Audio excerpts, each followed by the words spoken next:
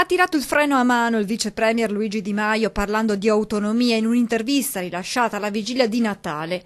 Parole che lasciano l'amaro in bocca per le regioni, Veneto in primis, che chiedono un'accelerazione dell'iter.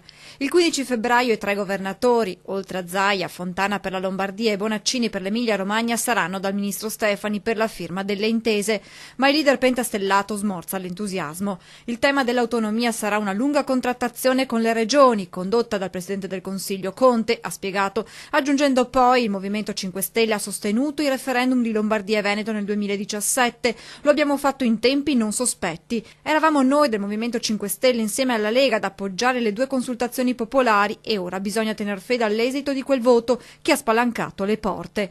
Il modello di autonomia sarà parte della discussione. Basti pensare che le 2 regioni interessate, Lombardia e Veneto, chiedono 2 intese diverse. Non esiste un modello unico da applicare per tutti, ha detto Di Maio, che poi continuando ha detto: il principio generale è che l'autonomia non deve danneggiare le altre regioni, ma deve permettere a quelle popolazioni che l'hanno chiesta di esercitarla, ma nell'ambito dello statuto ordinario. Non stiamo creando uno statuto speciale, stiamo creando delle regioni che hanno un'autonomia maggiore sulla base del principio costituzionale vigente. Dunque i tempi rischiano di allungarsi notevolmente, ma il collega di governo Salvini appare più ottimista. Ci siamo dati dei tempi, ha spiegato, entro metà gennaio la decisione finale dei ministri, entro metà febbraio la proposta finale del governo alle 3 regioni che hanno chiesto l'autonomia. Poi bisogna considerare che altre si stanno aggiungendo sia a nord sia a sud. Penso sia un passaggio storico, ha concluso il leader del Carroccio, perché i soldi più vicini vengono spesi dai cittadini, meno si ruba, meno si spreca e meglio si spende. Penso che sarà un'altra delle promesse che manterremo entro la primavera anche in questo caso.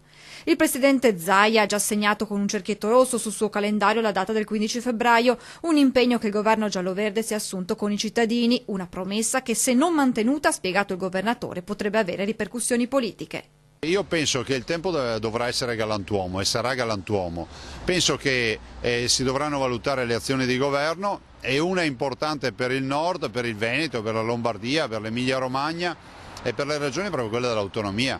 Quindi se si parla di consenso, il consenso nasce dal fatto che dai risposte ai bisogni dei cittadini. Il primo bisogno qui da noi è avere l'autonomia.